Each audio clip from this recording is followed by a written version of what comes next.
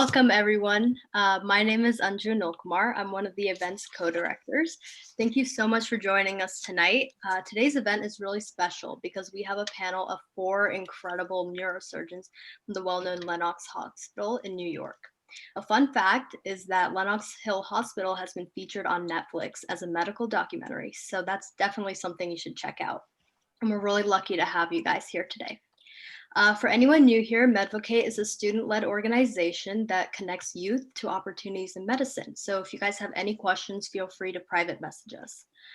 Before we begin, we'd love it if you guys could take part in an icebreaker. So in the chat, you can just type your full name and then answer what the most important thing as a pre-health student is for you in this community. I can't read. I gotta get closer. I want to be a neurosurgeon, future neurosurgeon, spine, neurosurgeon, future PA. I'm currently working on my video.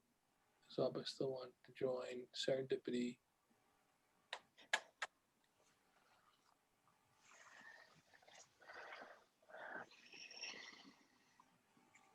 Okay, while you guys are doing that, I will go ahead and introduce one of our panelists today. So I have the pleasure of introducing Dr. David Langer.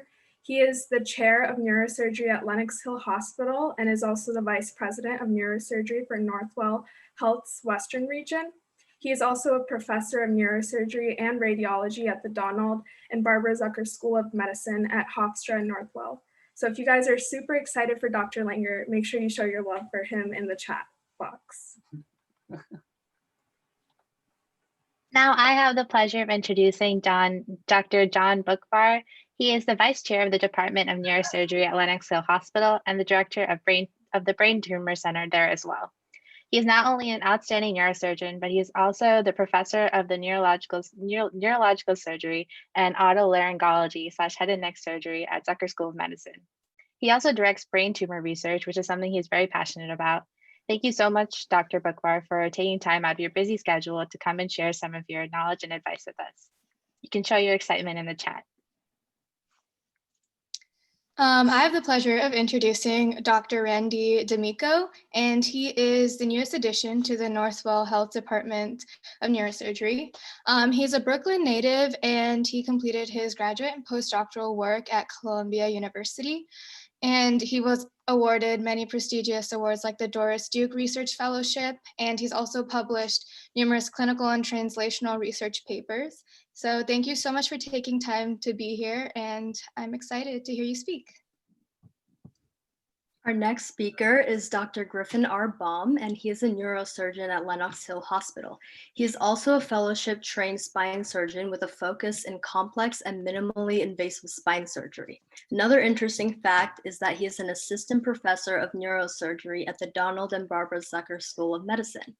Thank you so much for taking the time to join us today, Dr. Baum. We can't wait to hear about your experiences and insight. So Griffin can't be here. Oh. I think he had a family obligation, but the cool thing about Griffin, the most cool thing about Griffin, which is actually in the Netflix show, is that his great-great-grandfather wrote The Wizard of Oz. So that's far more important than anything else. L. Frank Baum was Griffin's great-great-grandfather. So there you go. A fun fact.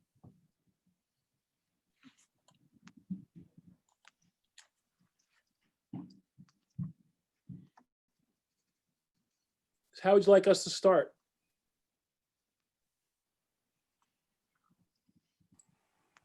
You can feel free to just start explaining, like, what you guys do on a day-to-day basis and just, the culture at Lenox Hill and how you got to where you are today. Why don't we let Randy start? I mean, I think, honestly, I think Randy's success and the success of our junior guys, Griffin, Randy, and Jason Ellis, are our legacy, and John and mine's legacy. And I think that Randy's perspective is probably more valuable in some ways for y'all to start with than John and my version. So I'll let Randy talk. All right, I'll try to make it brief because it's a very long story. But as far as I can remember, I wanted to be a neurosurgeon. If you ask my parents, apparently I said something about it in like 1st or 2nd grade. They asked me what I wanted to do, and I wanted to be a neurosurgeon. Before that, I wanted to be a plumber, but then I changed my mind. I kind of, pursued the usual kind of route. Thought my whole life I was going to be a neurosurgeon and a doctor in some sort. And so I, focused on science and biology in high school and in college. I was an EMT. And then I got to college though, and I went to college at NYU. And I got to the Lower East Side of Manhattan, and I realized that I had been sort of sheltered my whole life. And the Village kind of opened things up to me, and in particular music, which I was a bass player, and I just fell in love with the music scene, and maybe it was the right time, right place, or whatever. And I started playing music, and I abandoned biology. I dropped it super fast, and I decided I was going to be in rock and roll bands for the rest of my life. And I gave up on everything. I just dropped the whole major. I changed to a neuroscience major, but mainly because it was more philosophical, more artsy, I guess. And then I finished that major. I did okay, and I took the MCAT, and I didn't study for it. And I said, if I'm gonna be a doctor, I'm gonna do well on this test, which is a terrible idea. Don't do that. I did horribly on it. And I just said, all right, I'm destined to be a rock and roll, famous rock and roll like musician. That's it. And so I tried my hand at that for about 4.5 years or so. And it got really depressing.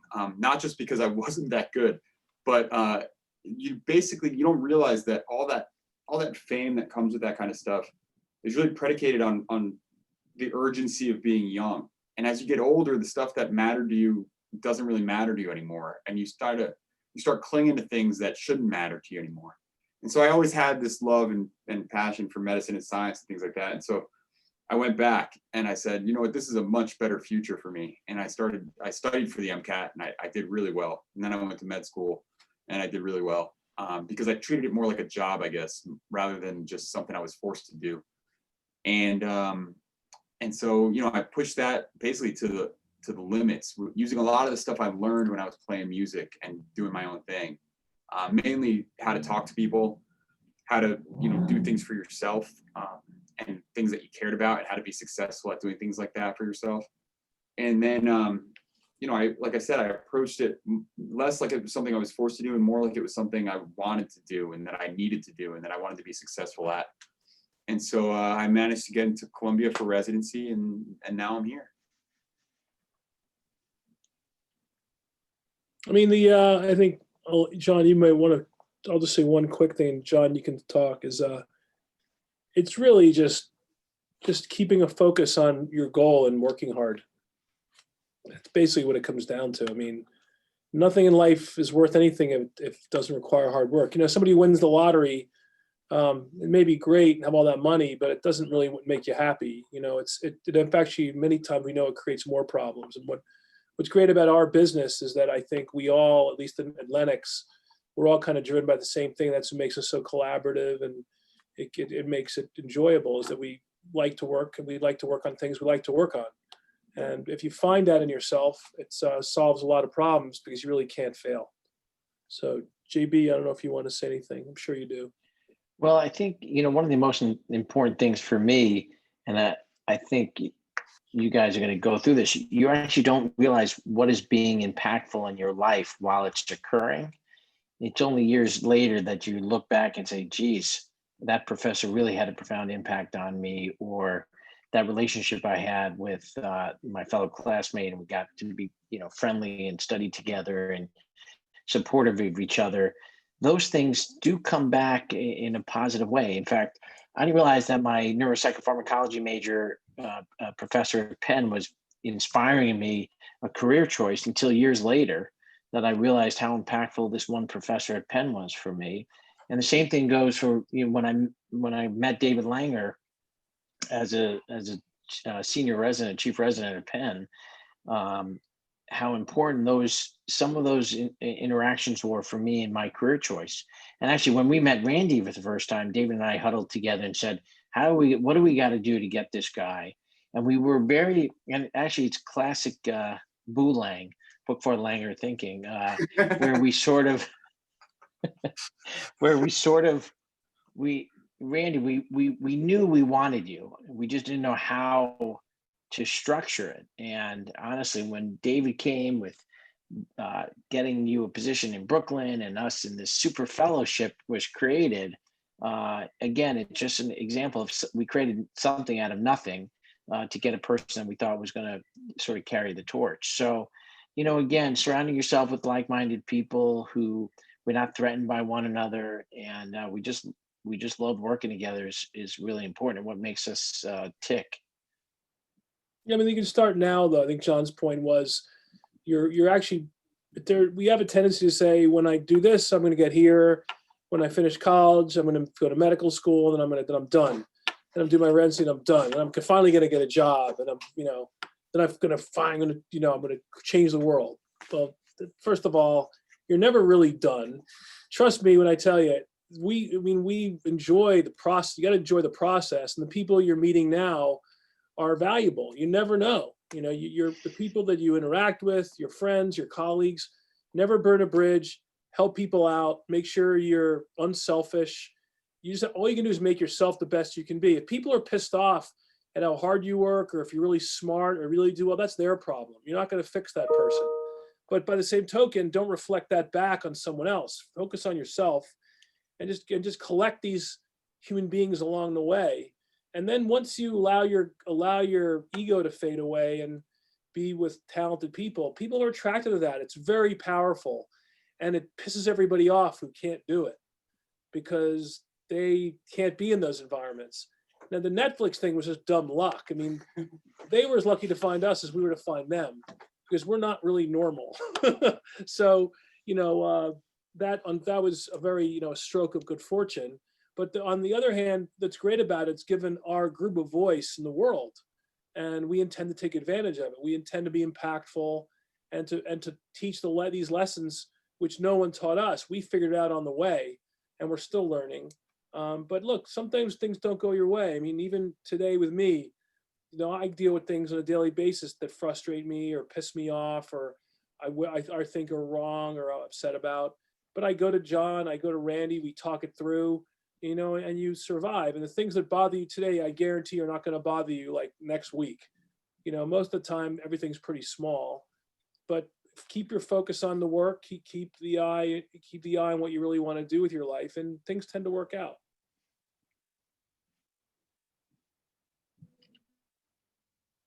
People ask us how it was when we were doing Netflix, and why it was important for us to do Netflix. And like David said, we didn't really know how the arcs were going to be closed and the storylines, but frankly, it gave us the opportunity to show what we do every day in just a really unbiased, unfiltered lens. And we were just mic'd for 18 months, but what it showed is, and it actually it was very actually introspective for me to look at these episodes and say, wow, we really do this. David does behave this way, both in front of the camera and outside the camera. And we wore our emotions on our sleeves, and it was very impactful to actually sit and watch it, because it's like watching your life pass you by, and to chronicle that with people that you loved was a true blessing, like David said. And just sorry Randy wasn't in it more. My left arm's in it for a little bit. It's a good shot. Is that the one with the tattoo? Is that a big tattooed arm? Or? I think it was strategic. They wanted to appeal to 18 to 25, so they put me in for a minute. I think another thing, and this is that you can learn from this, is I think the experience personally for me took me to kind of almost another level of understanding myself and understanding the people around me. I think, as a younger person, meaning not even like a year ago or 2 years ago, I think I kind of was excited about the idea of like the exposure of somehow that was going to change my life. Or, we all look at celebrities like they have some sort of glorified life or getting noticed in the street. And I'll admit it's sort of fun, but it doesn't change your life. And it can't be your focus. Like, in fact, when we were first doing some of the interviews out when the show had just come out, one of the interviews on one of the Hollywood, whatever, reporter or something was talking, they had already talked to John, and he was saying something to the effect that it was like the IRL Grey's Anatomy. And he goes, and a lot of our staff, they think that John is Dr. McDreamy. So I was, of course, wow, that's cool. So what am I? And well, we think you're, what's the kind of the administrator, like the guy who's like 60, the black guy who's the administrator. I was like crestfallen. I was like, holy shit.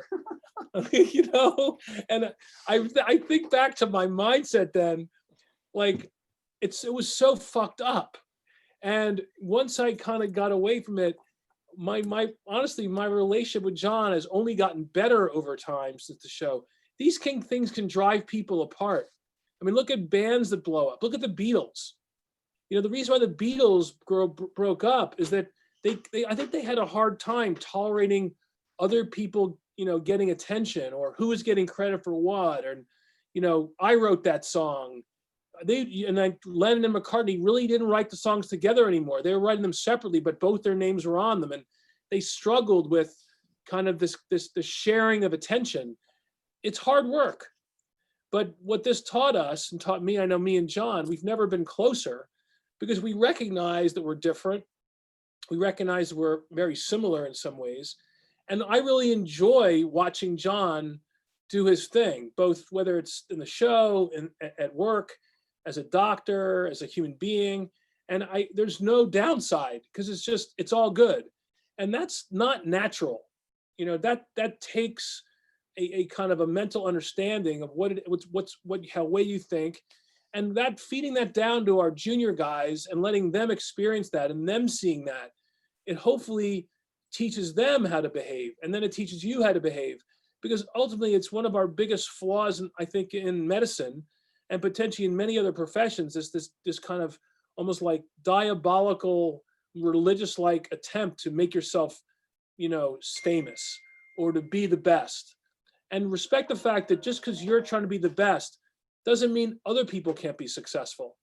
We're going to be the best because we are the best, not because of me or John individually. Yeah, John and I are two of the best people that we do in our fields. We know that, but that's not going to make our group better. And it can start now with you and the way you treat your classmates, your friends, the way you look at other people's success. I always say jealousy and schadenfreude are exactly the same emotion, and you should have neither. And that's the kind of, I try to live my life that way, and I'm still working on myself. I really am. I think one of the key things about the show, and it's bigger than the show, it goes into what you do, is, that show showed four people really doing conventional things in a kind of unconventional way, right? You guys see the kind of stereotypes of what you're supposed to be like, right? You're supposed to study and get good grades and then do this and then do this, and you're supposed to follow all these steps along the pathway.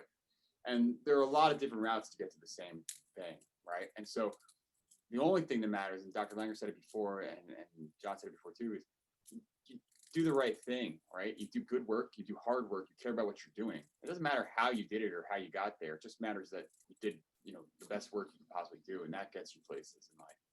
And that's going to help advance you through things. There's a question here about, I'd say about, so many people ask about this imposter syndrome. And first of all imposter syndrome is fear of failure. How do you think you learn? You learn by failing.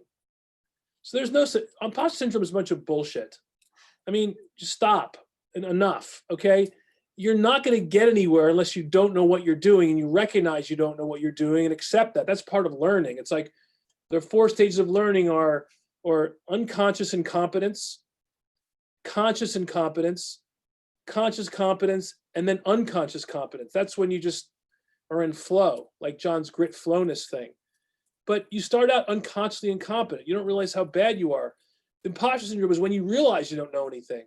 That's part of learning. It's part of, your first day in the clinics. Yeah, you have a white coat on, you have a stethoscope around your neck, you have a reflex hammer, but you don't really know anything. That's okay. We all start that way. I felt overwhelmed my first time on medicine. All the patients thought I was a real doctor and they were asking me questions. I'm like, it's okay to say, I don't know. I'm a medical student. I'll ask. I'll ask one of my residents. I'll ask one of my attendings. I'll ask for help. Get used to it. It never ends. And in fact, at my level now, John and I constantly do this together. We completely let we'll ask, help me out in this case, even if we don't necessarily need the person. Hey, what do you think of this case? Do you think I'm doing the right thing? And if somebody makes a mistake, I know I can go to my partners and they understand me and they're supportive of me. You know, if I have a bad outcome or, you know, screw up, which does happen, I'm not afraid of somebody coming to me and like making fun of me or talking behind my back saying, you see what he did? What an asshole. Because that happens in a lot of other environments. So the sooner you grow comfortable with failure and accepting as part of your success, there's no such thing as imposter syndrome. We're all imposters in some way. There's always something you can't do or somebody's better than you. And, you know, I think that that's just the nature of learning and the nature of becoming a professional. I mean, how you get from not even knowing how to take blood or doing blood pressure as a first-year medical student to clipping an aneurysm as a neurosurgery attending confidently, it's an incredible process, but we all go through it. We were all imposters. It's just a matter of what your definition of imposter is. So just that's a joke. I would just throw that out the window and forget about it. We have a few questions here from our registration form. If you guys are okay with it, I can like read some of them off just to facilitate the discussion. So our first question is, how is the life of a neurosurgeon? How do you balance work, family, and social life? What made you become a neurosurgeon? You're mute, Johnny. I'll start with that one. Well, David likes to say there's no such thing as work-life balance, and you know, I think that's a valuable approach. But you're definitely going to have to compartmentalize a little bit of work and life in order to be successful in both, in my opinion.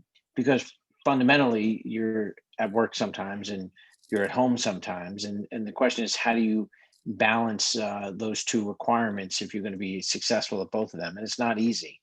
And one of the hardest things to do is to basically say no and leave the hospital and get home to your spouse and family, or just to yourself, because you can be in the hospital 24 hours a day, 7 days a week, doing what you love to do. And that's like any other vice, it's addictive to get the high and the rush that goes with success at work. But you have to be able to pull away from that and spend some time with your family, or yourself for that matter. And you got to start that at an early age. I have always been very, very regimented, as David knows, almost to a fault, where, you know, even my college friends used to warn me about the wrath of John, because I would leave something and say, you know what, I have to do my next, I have to be somewhere tomorrow morning, so I have to leave this event early. So, you know, I think it's really important to recognize that it's okay to balance. The best doctors have the best out of hospital life, and vice versa. So I think you really, one feeds the other, and that's where David says there's this interwoven. It's not so binary, work-life balance. My reaction, I agree with everything John said, but you're not, the question is what makes you happy. And there's all these happiness studies and blah, blah, blah. That's really what, you want to be happy in your life. This is what makes me happy. Yeah, I saw that. We just had some tequila before the show. We had a drink. But the truth of the matter is that I think a lot about this. I'm not as good as John is at being as regimented. I'm just not as regimented as John. He's much better at, his boundaries are in some ways more rigid than mine, which is good. I wish I had some of John in me sometimes. On the other hand, I think that the key to my personal feeling about happiness has to do with happiness with your partner and your family, and happiness with your work, quote unquote. And it's not, being a neurosurgeon is not a job. It's a lifestyle. And all of us, Randy, John, myself, Griffin for that matter, love what we do. That's key. If you don't like your job, there's no life-work balance, period. Why? Because you're at home, and home is an escape. You may not be as happy when you're home because you hate your work. So, and I've gone through a divorce. When my marriage wasn't good, I was not a good person. I wasn't happy at work. And so, having been through those things and failing and, being an imposter in my first marriage, wanting it to be great, but it not being so great, I learned a lot about myself. I learned that without this kind of balance, what's balanced is that you have to make good decisions about your career, choose something that you really love to do, that you're happy about doing, that you don't really necessarily want to leave. But also you have to have a partner at home that makes you feel the same way most of the time about him or her, that it has to be somebody you really want to be with, that you respect their faults and respect their positives and their negatives, that give you a break and feel the same way about you. And these are huge decisions in your life. So it's not about balance, it's about having both. Without both, there's no balance. The other parts of balance are your kind of ethic or your religion or your spirituality, how you approach the aspects of your life that have nothing to do either one. Some people are very religious, some people like to meditate, some people may have their mental health and their physical health, exercise, and that's another thing. And then I think the one thing that's obviously important is just your financial health. It doesn't mean you have to make a lot of money, it just means you live within your means. And that whatever money you make, that you basically, like the Sheryl Crow said, it's not having what you want, it's wanting what you've got. And everyone has different needs. I tend to have, I think experiences are more important than material things. But I'm not going to lie to you, I have a beach house. I love that thing, and it's expensive. And I look forward to going there, and my family enjoys it. And I love being there and just having everybody with me, and the food and the time and the sunsets and fishing. And, those make my life whole. So you have to consider all these things. It's complicated. But I think that to me, it's pretty simple. That if you don't choose something you love to do, or you don't choose wisely with your partner, it's very hard to be balanced, because it's hard enough with those things, but it starts with those decisions. And I've made a mistake before. I didn't make a mistake with neurosurgery though, which was good because I love what I do. But you can see how these things matter. And I think this concept of, I'm going to leave work all the time, or I'm going to, go home. Well, let me tell you something. If you're not happy at home, you're not going to be leaving work early. You'll find an excuse not to go home. And that's why balance comes first with your original choices, and then you have to go from there. I don't have much to add to this. I think, you guys are hearing from two extremely successful people who have done a fantastic job balancing work and life. And to be honest with you, I learn from these guys every single day on how to do this.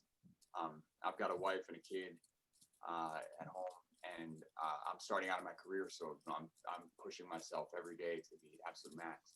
I think the one thing that's a little bit different between you guys and us, though, and something that you got to remember, is that your life right now is actually kind of regimented for you in a way, right? You have semesters and tests and things that you have to get to and go to. You don't have the freedom that we have, right? Like we have kind of freedom to choose when we want to do things and how we want to do things to some degree, not perfectly. And so that part gets better. But what you should learn now is how to triage things, how to make sure that the important stuff that's going to benefit you gets done, and you still have time to be happy and work with people you love and spend time with yourself, and that'll carry on forward. And then the other thing is you don't really realize either until you're a little bit older for some reason, and I'm probably just due to the relativity of time. All this success and everything, the only thing that really matters is legacy, right? And so you just do good work, and that'll live on. Everything else you can't, you die at some point, and time is, it's a relative thing. And so you just take the time that you have and you fill it with what makes you happy. There's plenty of time during the week. I mean, there's not a week that goes by that I don't wish for one extra day or 2 extra days to get everything done. But at the same time, it just spills over and it just gives you stuff to do, and you keep yourself busy and happy with what you're doing because you're working, for what you care about for a long period of time. So it's just about keeping perspective. Perfect. Thank you so much for that. We have another question. So, do new patients come with expectations after watching the Netflix series? How has the show impacted the department? That's a great question. Probably I think they do come with some expectation. And one of the things that, obviously when David and David is responsible for solidifying the Netflix show, and he can talk about how that happened. But one of the things I had trepidation about was, we can't be perfect, for television. And so would we make a mistake? Would we be, would there be some exposure that was risky for us? And fortunately, there wasn't. We did everything as we normally do. We didn't make mistakes. Of course, we had complications, but that's the nature of our field. Patients do come with some expectation. I think it's all been positive. Nobody is, coming to me because we're actors. They're coming to us because they liked what they saw on the Netflix show, which is basically just our genuine emotion, empathy, and compassion, and hopefully our skill set. But I will tell you the difference is a lot of patients come to me and they love the partnership that I have with David, and that to me is one of the, and it goes through the entire department. One of the best things that we can offer patients now, which they see on the show, is the teamwork. And neurosurgery, especially the cases that we do, are so complex. Whether Randy's helping me or David's helping me or other doctors are helping me, I think patients appreciate that.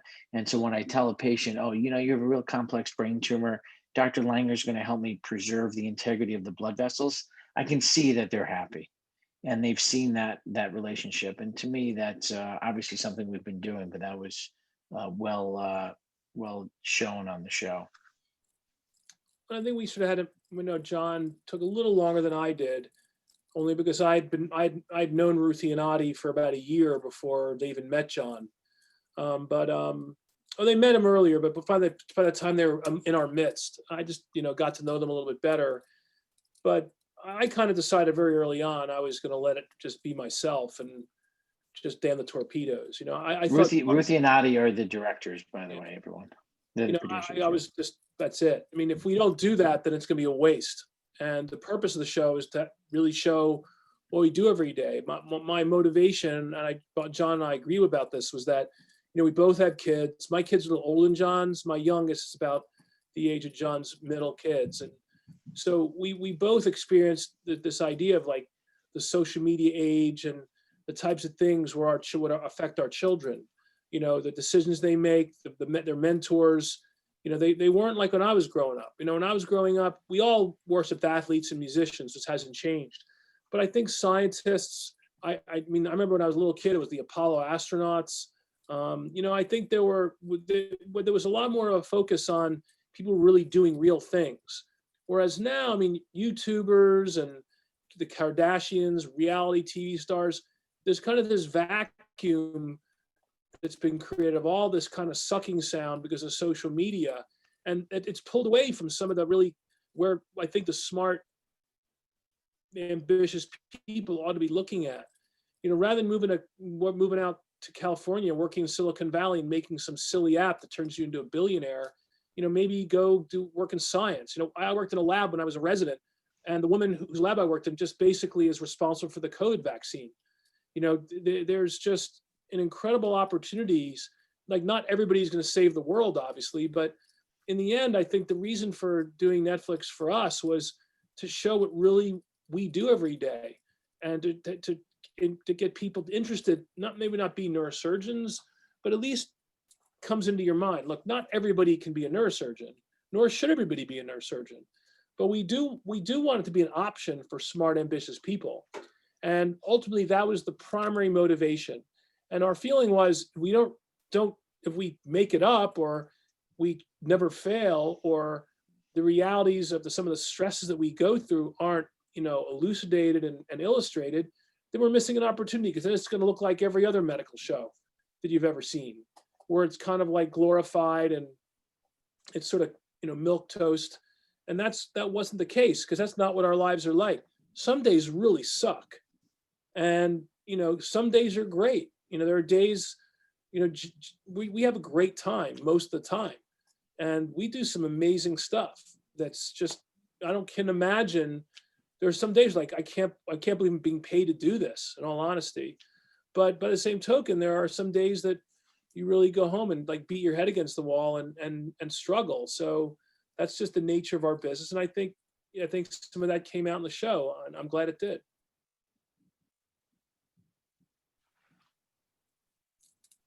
Thank you. So our next question is, what would you change in medical schools today, and what do you think should change in the U.S. healthcare system? Randy, why don't you take this one? You're closer to medical school. Yeah, I guess so. I mean, medical school's interesting. I think the biggest thing that needs to happen with medical school is you need to figure out a way to, better serve diversity and inclusion, and make sure that you're getting the best people to be doctors, and not excluding people. And that's not an easy task, and I don't have a fix for it. But I think that that's kind Did you like the chicken day? of, the education process is the education process. To be honest with you, my medical school experience, I was in New York City. I went to medical school in New Jersey, and I didn't talk to anyone. I sat in the front row. I missed On dinner. my own. That was it. So annoying. I think that I'm still on it.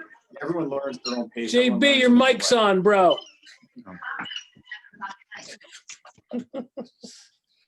Go ahead. But yeah, everyone learns at their own pace. Everyone learns in their own way. You just got to figure out what works for you. And the key is to just, learn the material. I think that from an education standpoint, that kind of is what it is. There's a lot of information. You have to figure out a way to memorize it and learn it and understand it. But I think that access to good people is what needs to change. Because there are a lot of good people who really care about this, who get, they get waitlisted, or they get just excluded in general, for people who are just going through the motions. And again, I don't have a fix for that. Maybe you guys do. You're the next generation, people figuring things out. You've got the virtual learning thing down. So, I think that's where it really needs to change. I actually look at this a little bit differently. First of all, the thing that has to change in the US healthcare system is fee for service, without question. It doesn't mean we need a single payer. It just, we should be salaried or have, some incentive that's not purely financial. It doesn't mean we shouldn't do well. It just means you can't pay people to operate based on every case. It's just a bad system.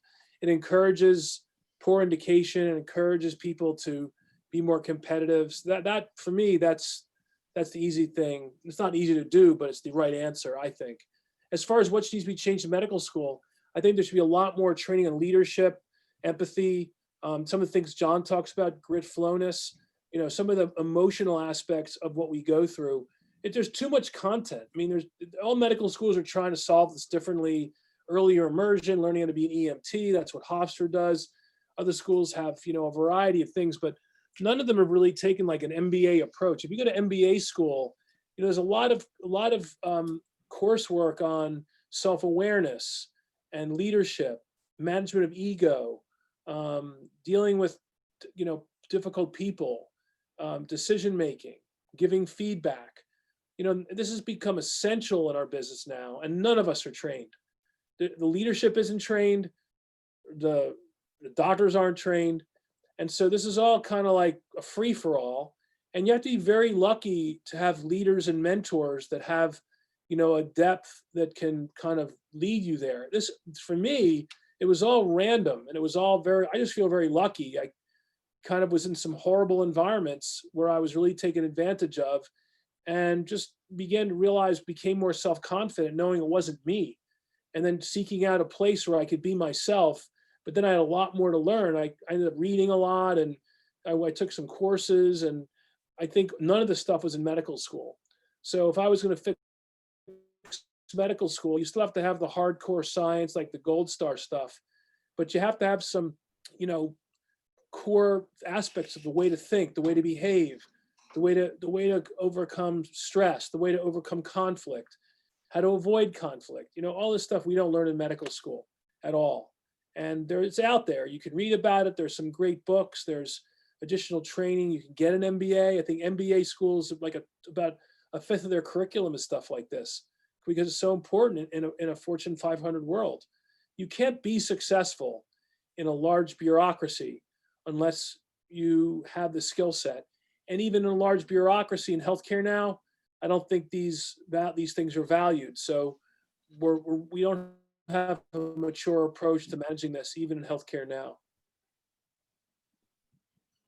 Thank you. All right. Our next question is, how has the way neurosurgery evolved throughout the years affected your career?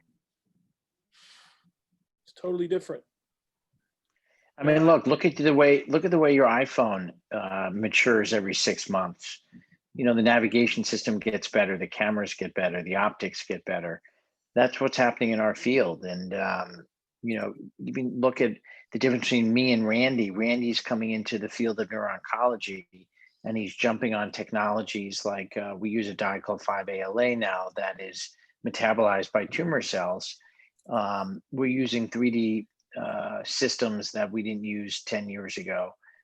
So the field is rapidly changing, much like your iPhone is changing. And sometimes it's easy to adapt. Sometimes, as you train, you develop the muscle memory where it's sometimes difficult to overcome that muscle memory that you develop over years. And but I think the best surgeons incorporate what makes them comfortable and uses the technology to just make surgery safer and safer. When we were at Penn, David and I would do skull-based cases that lasted 12, 18 hours. And I can tell you, if I'm operating for more than 6 hours, I'm not happy about it. So the field is rapidly changing for the better for the most part. No, I think I do almost, there are very few things in the operating room I do now that I was doing when I was a resident. It's constantly changing. And you have to filter a lot of new things and figure out what's really valuable and what's just fluff, because it's a lot of it's corporate and money driven. Companies want to make money, they come up with new ideas. You have to determine, what really is necessary, what's not. But you always have to be creative. You always have to change. You always have to be aware of new ideas. And if you get too comfortable and there's so much risk to that. And you always have to have an open mind. Never reject something out of because I don't do it that way. If somebody else has another idea, really look at it critically, even if it may not be in your best interest, because it doesn't matter. It's your interest not. If it's successful, you're going to be screwed. The way I learned this is that I was an open vascular neurosurgeon, clipping aneurysms and taking AVMs out, and like the entire world changed because of catheter-based technology. And I was like, oh, I'm just going to do open surgery because if I'm the best at what I do, there'll always be a role for me. Well, guess what? It didn't turn out to be the case. Even though that was right, even though in an ideal world, if we were truly ethical and if everything worked the way it's supposed to in my crazy brain, that's actually correct. That's not the way the world works. And so I basically realized if I did this, I could really not have a role to play. And I went back and trained for a year and a half after I'd been out of my residency for 9-10 years. So, I wouldn't suggest that for everyone, but part of it's this lack of kind of realizing that there's risk even in medicine.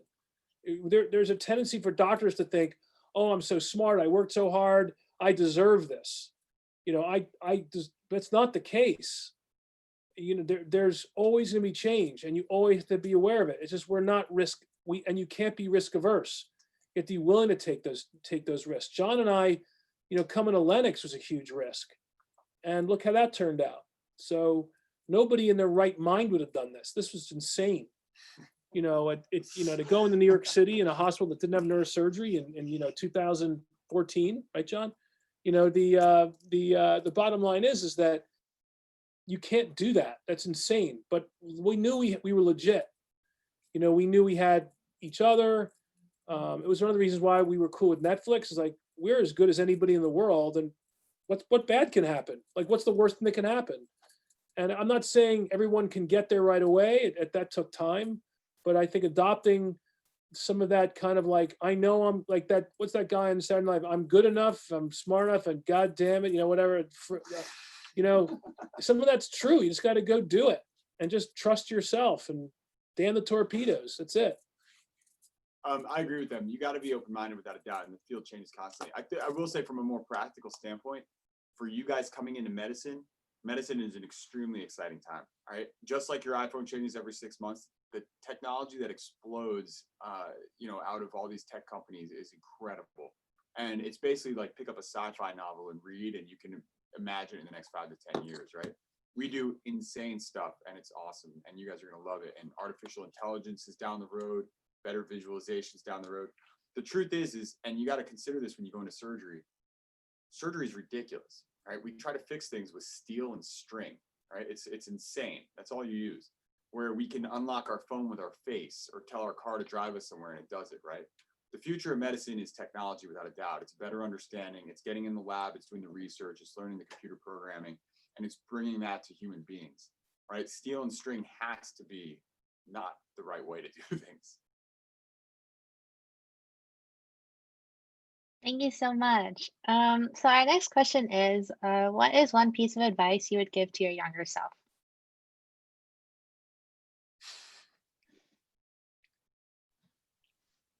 Drink more.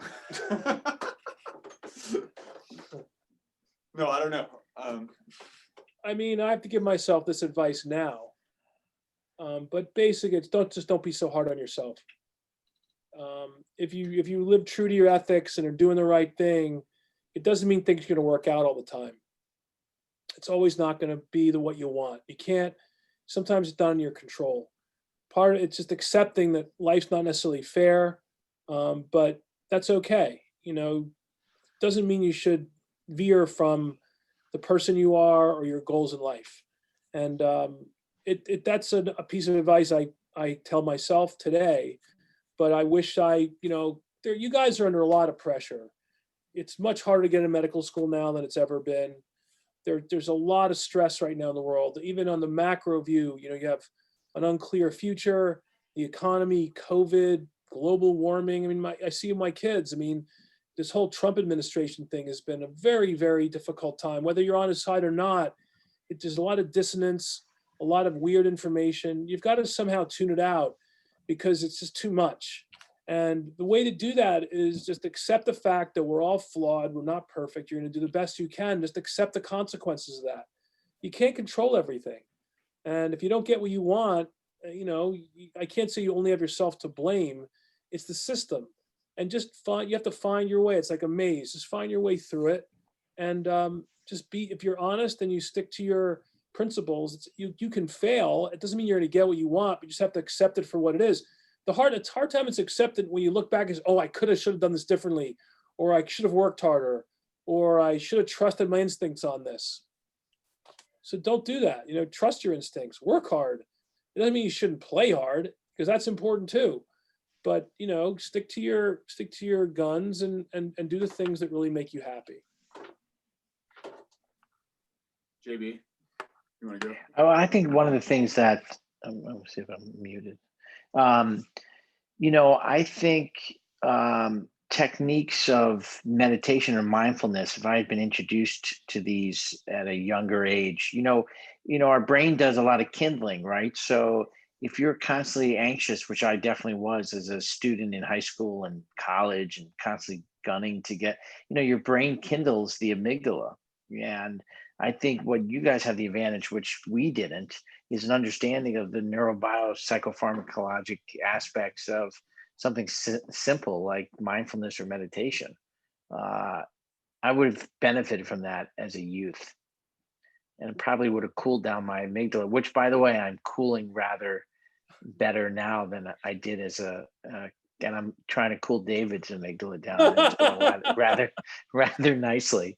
But those are things that you guys we know from studies that something so simple, it's not easy, and it's not, but it's something I could have definitely benefited from. I'll tell you a story about John and I, and this is a true story. I recognize he handles things differently than me. And I think that many people just don't address that, or you see something about a strength in someone and you never bother. It could bother you, or you might not try to be like that, but you don't ask that person anything. And we had a kind of a political war going on here for a while that kind of finally ended, and it didn't work out in what we thought was our best interest. And John, actually, the way he was handling it, I was watching him, I'm like, man, like he's handling this so well. And I just asked him, I was like, how do you do it? And you know what? That was so cathartic, because he was able to just like step back, and I think he recognized that I saw something in him, and I wasn't, and he saw something in me. But that's how you deepen your relationships too.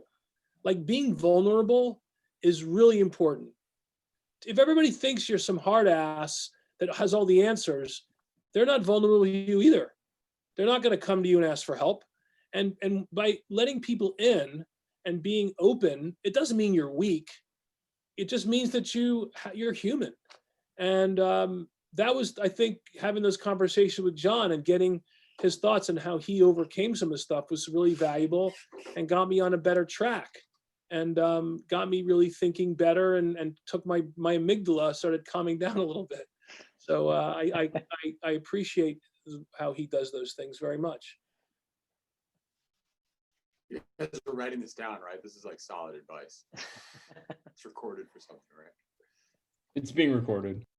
Yep, it's recorded. It'll be posted on our YouTube channel. You send a copy to Randy. Yeah, He's I gonna. need this. I'm gonna listen to it later. So our next question is, what made you decide that you wanted to focus on neurosurgery? Randy, why don't you go first? I mean, like I said, I kind of always had this notion in my mind, and I think part of it's just probably what you see on TV when you're young and what appeals to you, and some deep-rooted kind of subconscious, unconscious mind, what you want to be like. I think part of it was maybe the reverence I noted in like my parents when they talked about neurosurgeons. It was something that was always this super important job and the most complicated and well-respected people. And I think that probably fueled me a lot when I was young, right? It was just, I wanted my parents' approval. That was the type of person I was. I wanted to be, important, like they saw these people. And then obviously I torched all that. And I went and I played rock and roll music for a long time. And then when I came back, it was the only thing that I really cared about. I did every surgical subspecialty you could do. I thought I wanted to do cardiothoracic surgery for a minute, and then and that stuff's great. I mean, those guys are amazing surgeons, right? They do super complicated stuff, and it just didn't appeal to me the same way neurosurgery did. I think it was interest in who people are and their stories, and how their stories change after a neurosurgical procedure. I think it was seeing the before and after a lot. And my interest in just what makes humans human, right? And every animal has a heart, and every animal has guts, and every animal has a brain, I guess, to some degree, but nothing works the way ours does. And seeing how you can change people for better or worse through this, and trying to get your fingers around it and understand it, get your mind about how it changes and how it works, I think kind of ultimately brought me back into that. But it's a tough question. I wish I could tell you. I'm trying to be honest with you guys about every part of it, but I don't really know. It's something that I've kind of always felt I loved. We'll go in order of age.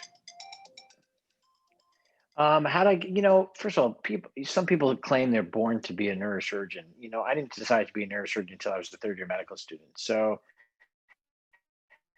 the biggest decision that you guys have to make when you get to medical school is, are you a surgeon or not? And that's like decision number one. Not whether you're a cardiologist or a nephrologist or a neurologist. Is, are you a neurosurgeon or a neurologist? Are you a cardiothoracic surgeon or a pulmonologist? That's the big decision. And that, like Randy says, is, you're good at what you like, and you like at what you're good at. So you really have to, look deep. I could have been, a neurologist, a psychiatrist, or a neurosurgeon. But I knew that technically I felt like I was good with my hand-eye coordination. I liked the mentality of that surgeons had. But I was, I like everything. So the big decision is are you a surgeon or are you a medicine person? And once you make that decision, then you have to really follow what you're good at and what you like. And that's what brought me to neurosurgery. Yeah, I decided a little bit late also, which honestly in this field now is not good. I mean, the earlier you can decide what kind of doctor you want to be, the easier it is to match, because you can sort of do the research things and some of the mechanical things of finding a mentor. And the earlier you do that, I think the better. I decided as a second-year medical student. We went in the clinics early at Penn. We went in at a year and a half, and my first rotation was medicine. And I'd wanted to be a cardiologist like my dad, and I hated medicine. It just drove me crazy. I knew I couldn't do that. And then I thought I wanted to be a heart surgeon. But I think ultimately neurosurgery came to me. My father had a stroke, and I loved neuroanatomy. I kind of had this attraction in neuroanatomy during first year, but I didn't really put the two and two together because I was dead set on doing cardiology.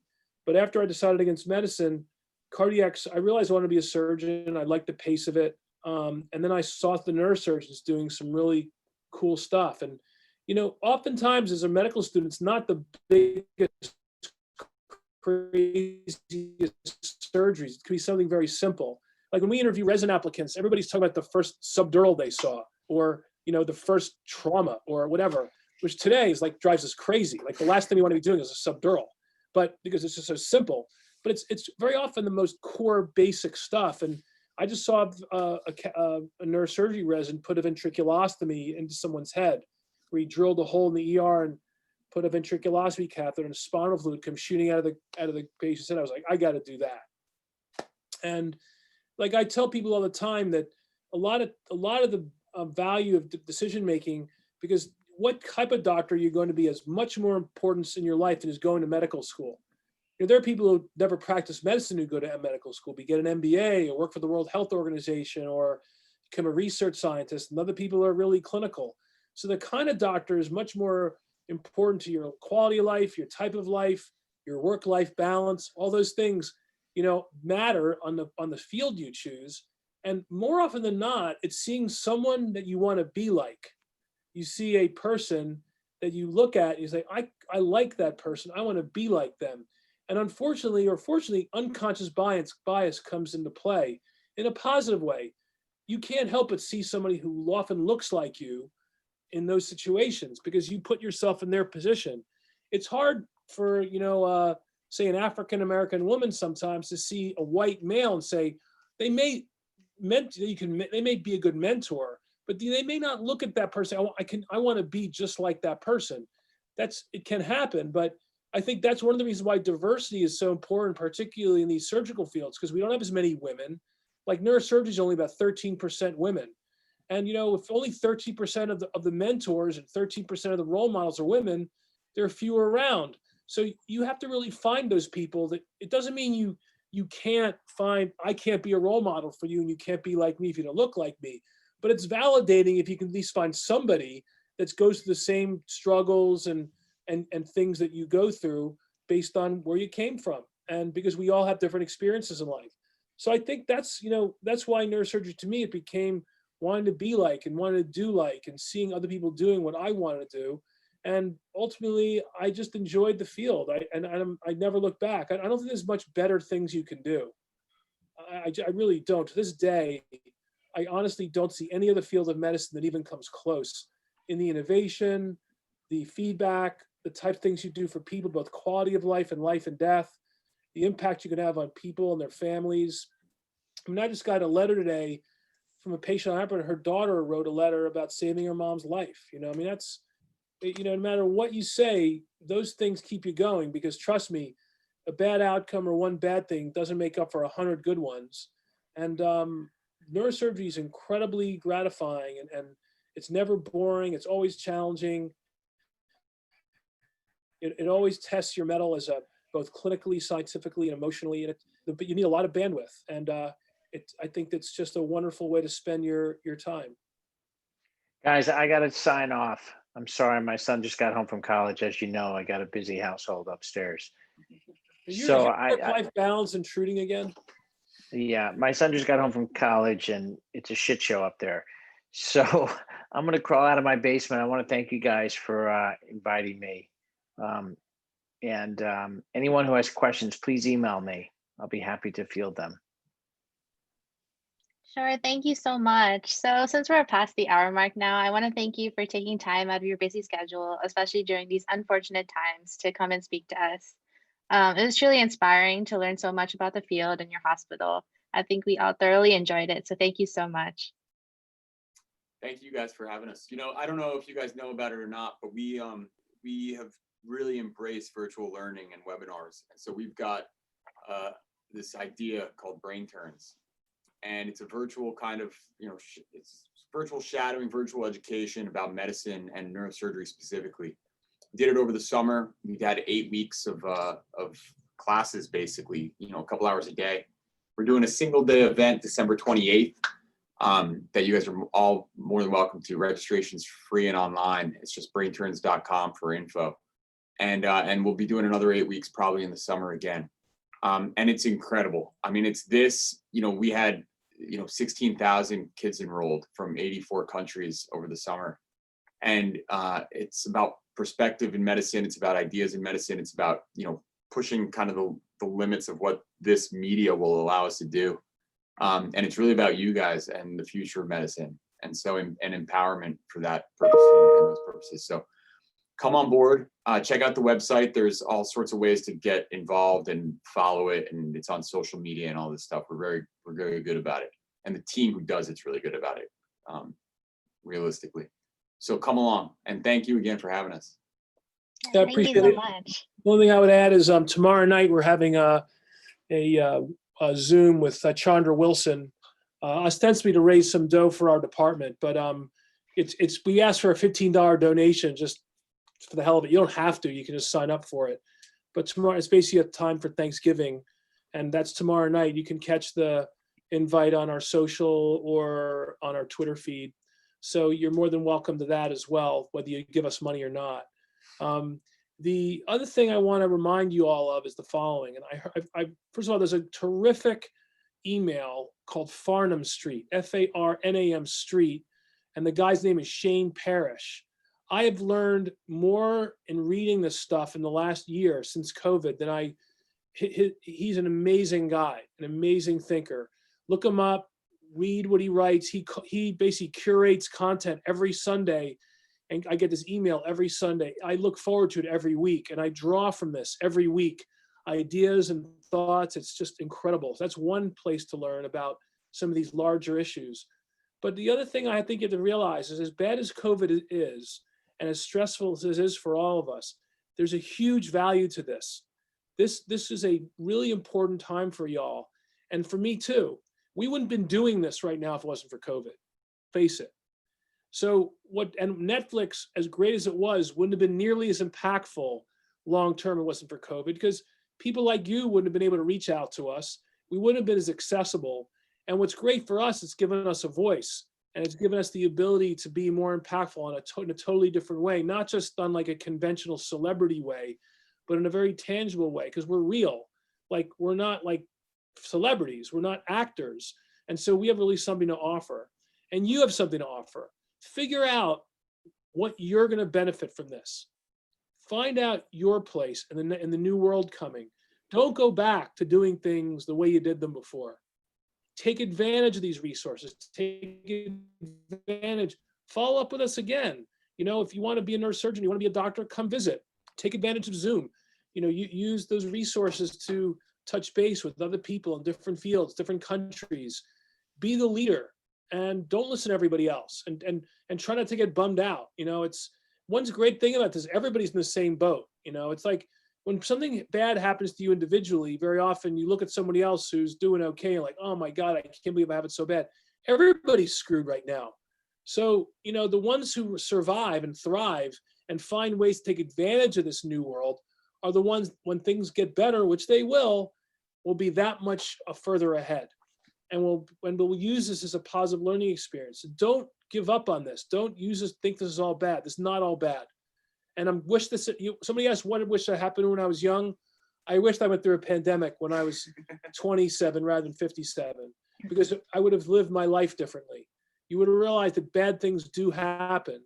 You can't take things for granted, and just enjoy what you have when you have them. I look back and I'm like, oh my God, we had it so good, and I never want to do that again. So that's the best advice, and keep killing it. If you're on this thing right now, it means you're motivated and you're interested and you've got the right stuff. If you're finding Medvocate and you're building it and you're taking time out of your day to get involved with this community of people, you have the right stuff. That goes without saying. So just accept that. You guys are good people. Go do your thing. You'll be fine. His name is Shane Parrish, Parrish. All right. All right. Thank you so much. Thank you. Bye. Have an amazing night.